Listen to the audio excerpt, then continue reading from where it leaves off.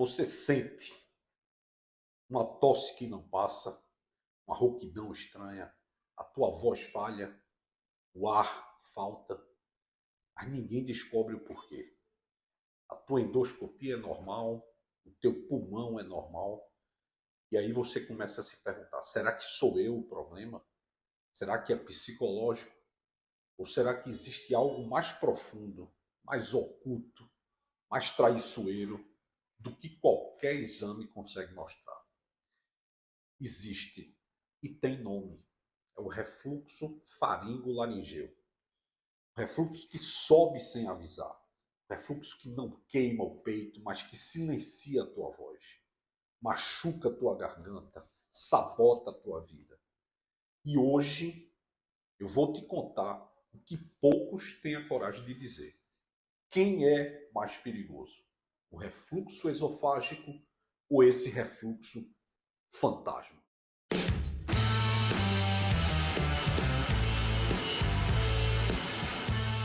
Prepara-se. O que você vai descobrir agora pode virar a chave da tua saúde. Você já ouviu falar em refluxo, correto? Mas será que você sabe mesmo do que se trata?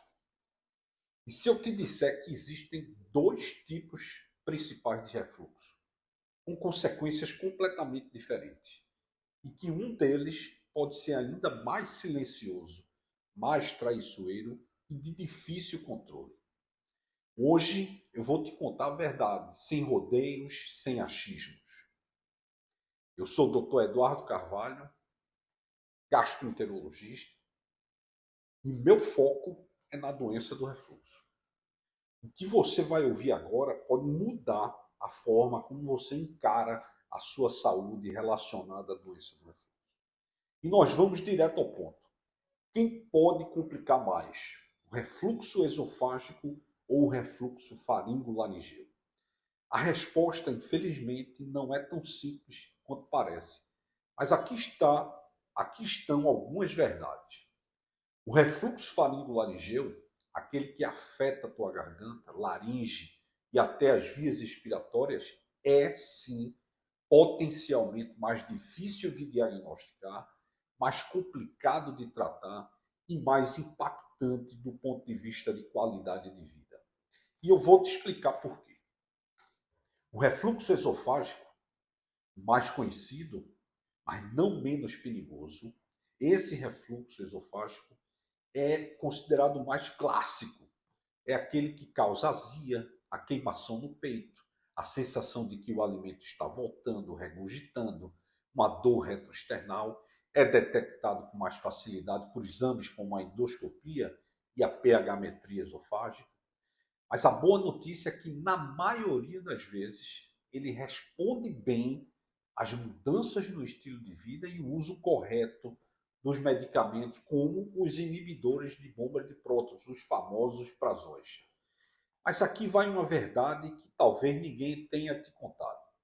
Quando o refluxo esofágico é negligenciado, ele pode evoluir para complicações sérias, como esofagites erosivas sérias, estenose do esôfago, que é o estreitamento desse órgão, o esôfago de Barrett, que é uma condição pré-cancerígena, e em casos extremos, ao adenocarcinoma do esôfago. Então, não, ele não é inofensivo, ele é uma bomba relógio quando ignorado, quando não cuidado. E o refluxo faringo-laringeu? Esse é o refluxo que não arde no peito. Ele não queima, mas ele destrói por dentro, em silêncio. É o refluxo que sobe tanto que ultrapassa o esôfago e atinge diretamente a garganta, a laringe, as cordas vocais e até o nariz e os pulmões. E quais são os sintomas? Então, anota aí para você nunca mais esquecer. Tosse crônica persistente, pigarro constante, sensação de bolo na garganta, uma rouquidão, uma irritação na sua voz, crise de asmas ou bronquite sem uma causa definida, uma dificuldade para engolir, uma sensação de sufocamento ao deitar, um bolo na garganta. Agora vem um grande problema. Esses sintomas são confundidos com alergias, problemas respiratórios, ansiedade ou distúrbios vocais. E isso, de certa forma, atrasa um pouco o diagnóstico, e às vezes por anos. E o pior, a maioria dos exames comuns, como a endoscopia tradicional, não detecta esse tipo de refluxo. É por isso que pacientes com refluxo faringolaringeu sofrem em silêncio e peregrinam por vários especialistas antes de descobrirem a verdadeira causa do problema. Vamos avaliar as diferenças no diagnóstico e no tratamento. O diagnóstico do refluxo esofágico clássico, na maioria das vezes, é mais direto. Já o diagnóstico do refluxo faringolaringeu exige mais precisão, conhecimento e experiência. A pH-metria esofágica, com a impedância-pH-metria, ou a pH-metria dupla, que mede o refluxo no esôfago e na faringe ao mesmo tempo, são fundamentais. Além disso, exames otorrinolaringológicos, como a videolaringoscopia, podem ajudar a identificar inflamações na laringe sugestivas do refluxo laringofaringeu. O tratamento também é diferente. Enquanto o refluxo esofágico responde bem aos prazóis e as medicações inibidoras em dose padrão, o refluxo faringolaringeu exige mudanças alimentares mais rigorosas, controle total de horários e posturas, medicamentos em doses maiores por um tempo mais prolongado e muitas vezes acompanhamento conjunto entre gastroenterologia, nutrição, otorrinolaringologia, pneumologia. E o mais importante, exige disciplina e muita paciência. Então, qual é o refluxo mais perigoso?